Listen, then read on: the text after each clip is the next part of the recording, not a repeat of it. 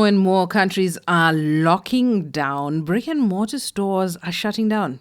Government is forcing you to shut down. Well, it's the responsible thing to do to curb the spread of the coronavirus is to shut down. But what do you do during that time? Now, if you have an online platform in which you can engage with people, or even if you have online sales, depending on the nature of your business, you can engage with people. But if you've never adventured into the online space other than the regular Facebook post here and there, Facebook Lives are a great way to keep your audience engaged during this lockdown period. So, today on the show, we'll talk about how you can connect and engage with your audience using Facebook Live. Now, if you're an avid Facebook user, you have probably seen everything from red carpet premieres to amazing user generated content, all happening within the Facebook Live feature.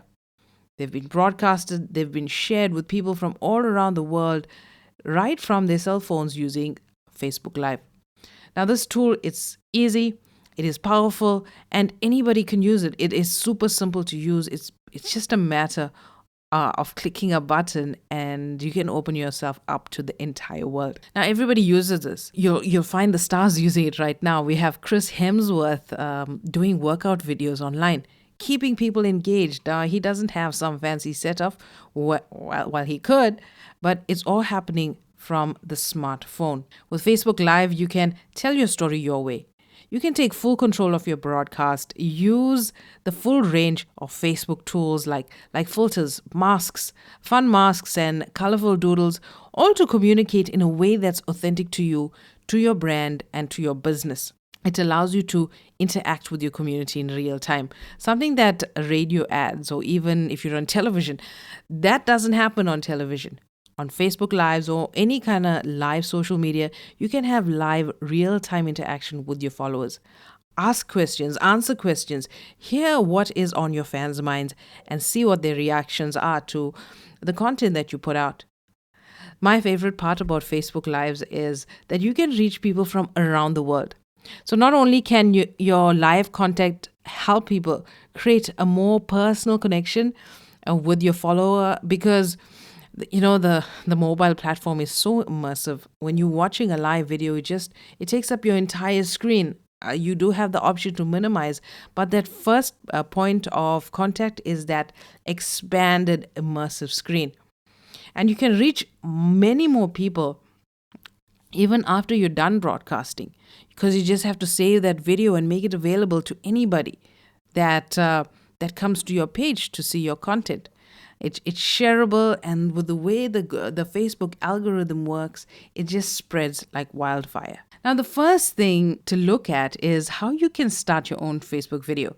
Now, unless you're broadcasting via live API, you'll need the following. Now, the API lets you a little bit do much more fancier stuff. Use an external camera, run it through some third-party software, and with that one feed, you can broadcast on multiple video platforms.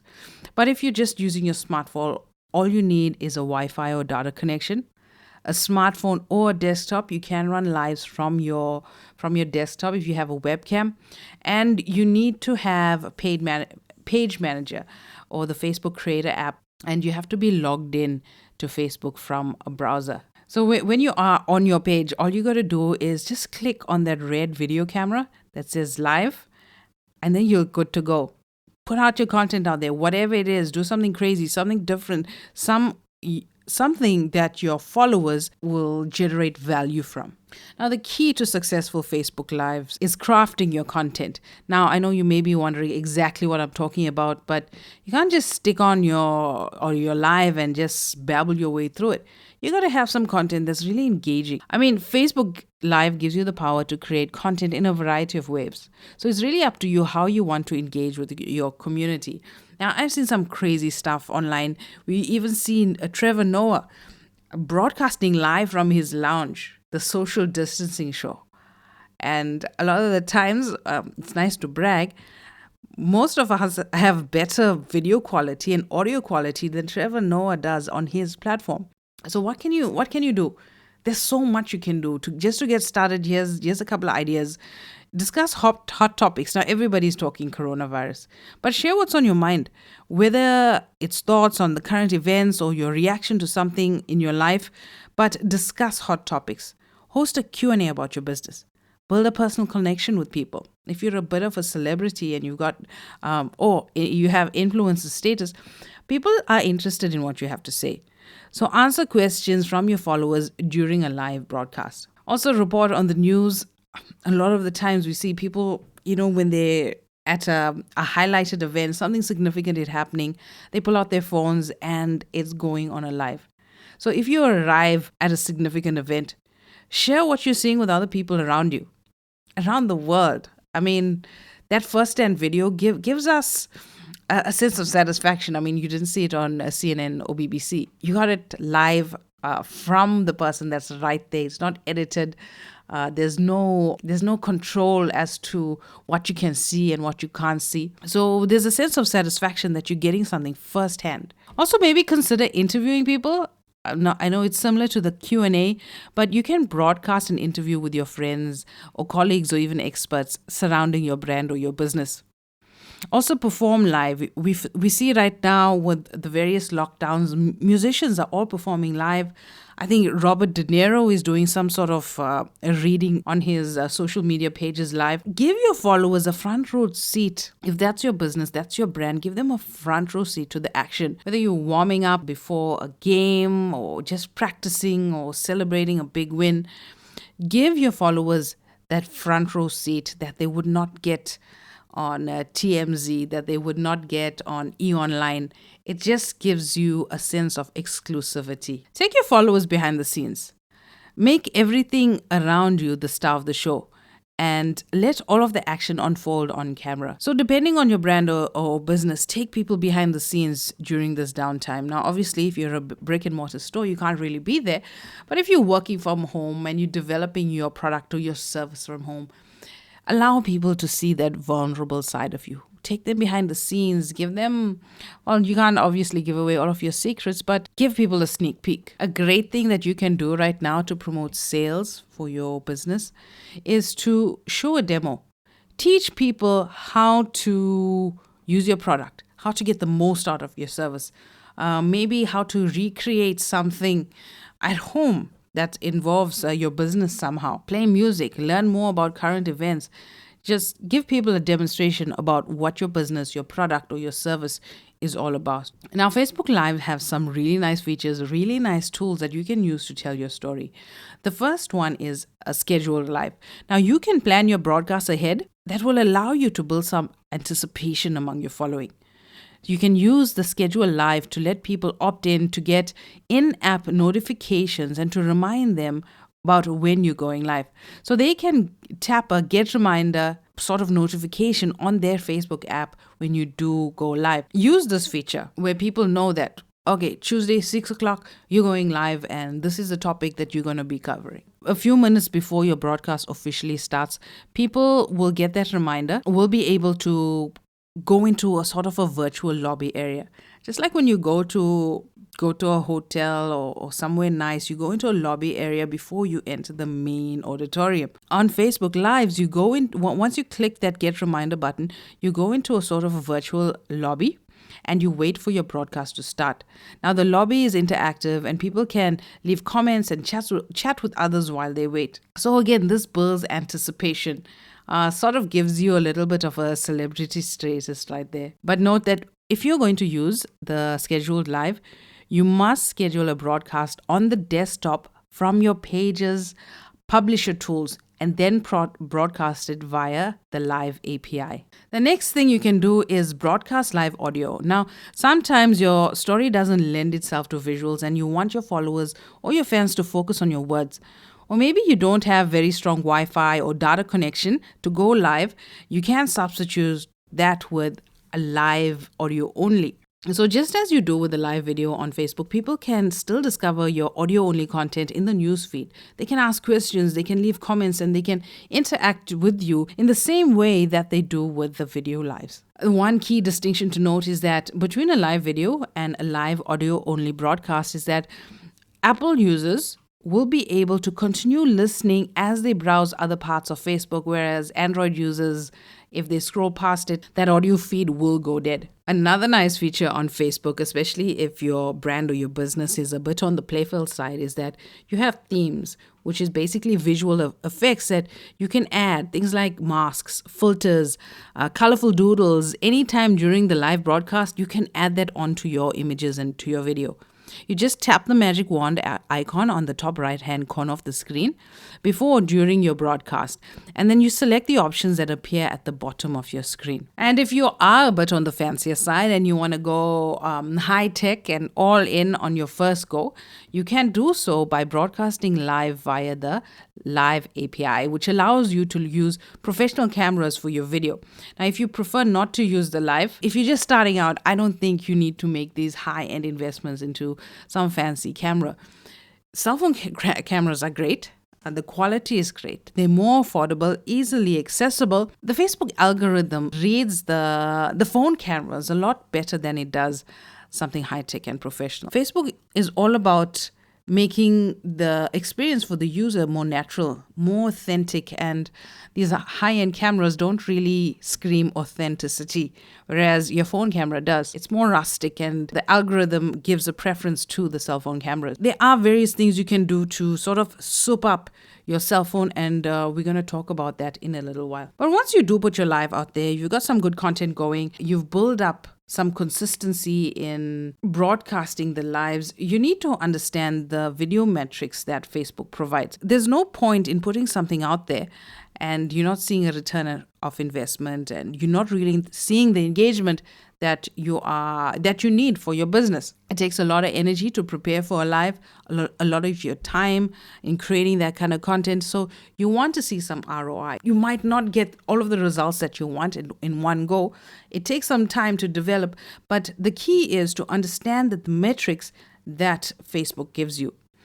So knowing how your broadcast performs or how your community has really engaged with the content that you have provided and for how long, and this is key, for how long, this will guide you onto the type of content that resonates with your audience. So these statistics can help you create better, richer content for future broadcasts. So some of the live metrics that Facebook does provide is the peak live viewers. This metric basically shows you the highest number of concurrent viewers who have viewed your live broadcast for at least 3 seconds. I know 3 seconds is not a lot, but those first 3 seconds is key to get those viewers up to watching the first 10 seconds.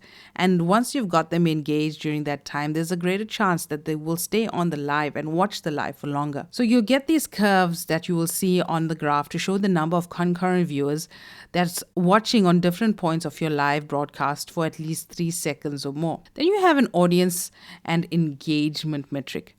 So the video engagement graph shows you how aggregate audiences engaged at specific points within the Facebook broadcast.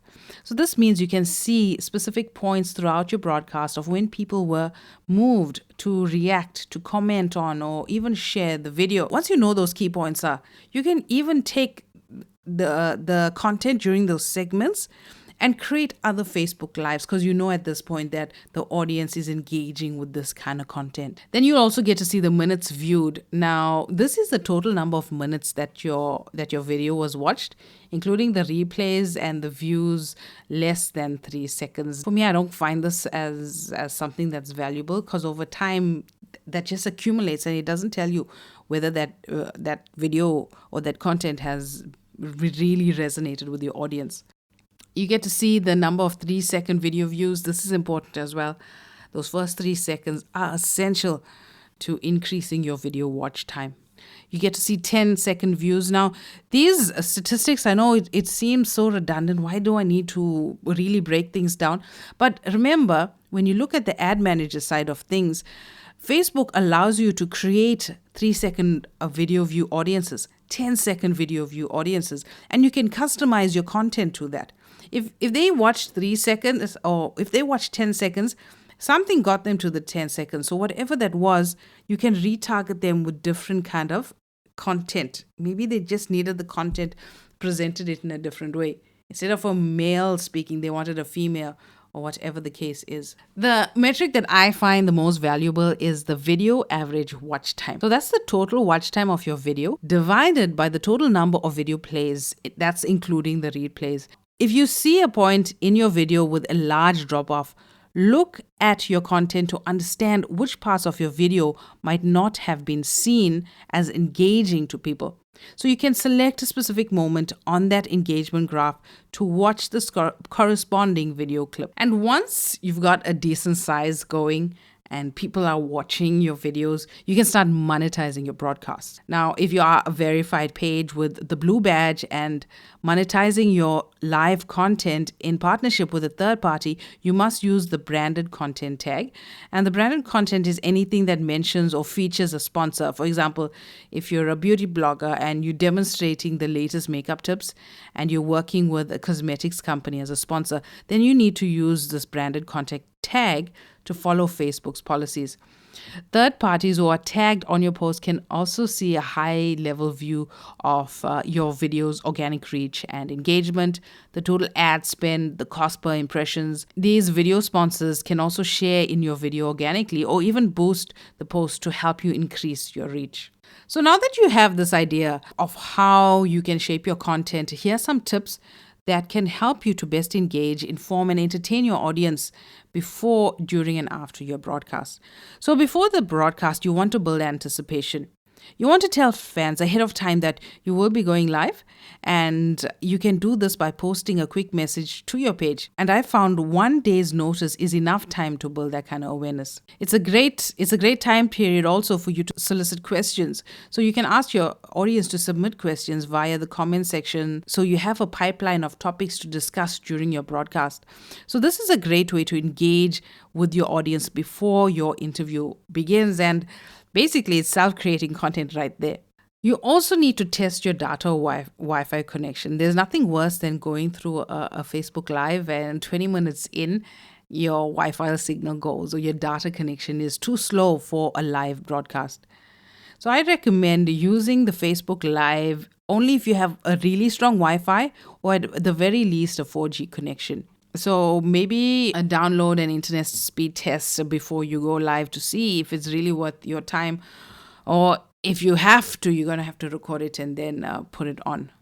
At this point, it's better than nothing. But Facebook Live requires a connection that's faster than 10 megabytes per second. So if your signal isn't strong enough, you'll notice that the go live button is gray. So this basically tells you that your connection is weak and you can't really go live. So once you have a better connection, the button will become available again. During a broadcast, you can give people time to join. So if you are scheduling a broadcast for 3, try and jump into the video at least 10 minutes. Warm up the crowd. Many viewers tune in during the first couple of minutes of the broadcast. While you're waiting for your audience to grow, I recommend you using this time to introduce who's on the broadcast with you. Welcome the early viewers and go over what you plan to do. Also, you can interact with viewers. The power of Facebook Live is that it's real-time interaction. You can have more successful broadcast if you let viewers participate by asking questions. Remind your viewers that they can submit questions as comments and try mentioning viewers' names, because it's kind of like a thrill, somebody else mentioned you on the live and now everybody sort of knows who you are. So make it personal. You can also use a live to add a friend to your live broadcast. Now, this could be a fun and interesting way to interview someone and to add the communal dynamic to your live routine. You can also manage the conversation with pinned comments. So similar to how you can pin a post on your page, you can also pin a comment to the bottom of your video. So this makes it even easier to manage your engagement while interacting with your community. You can also broadcast for longer periods of time. Now, the longer you broadcast, the more likely people are to discover and invite their friends on Facebook to watch this video. Do keep in mind, though, that the maximum length for a broadcast is 4 hours. If you've got content for 4 hours, good on you.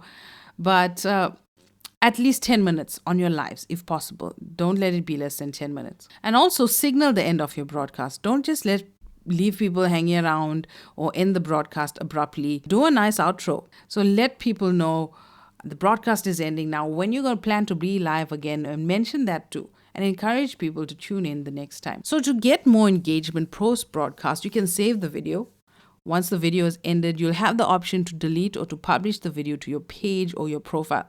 Once you publish, you can delete the video at any time, but keep it on so people who weren't able to watch the broadcast live can access it at a later stage. Also, additional viewers can share the broadcast, and this increases the overall views of the live. Also, update the description. Provide detailed descriptions before your broadcast, as it is helpful as the description you use after that broadcast. So, does something exciting happen while you were broadcasting live? Were there unexpected topics that came up? Just tap the edit button on the video post and include these types of highlights in the updates description to add more interesting elements and to boost your discoverability. To really do well with Facebook Lives, you need to soup up your equipment, and I don't mean buying some high-end equipment here. I'm talking about little knickknacks that you can buy to make your videos or your live broadcast superior than just pulling out your smartphone. Now, the first thing that you need is a microphone. Now, I know that people are forgiving of bad video. Maybe the image is a little blurry, the lights are not so good. But if that audio quality is still great, people are going to still tune into your content. So invest in a microphone. Now, if you're doing your lives on your phone, on your smartphone, I suggest a wide lapel mic. Now, these mics, a decent mic is like $20 on Amazon. And I keep one in the car, keep one in my bag, in my kit bag, and I keep one in my office as well. Because most of the time I'm doing lives on my phone.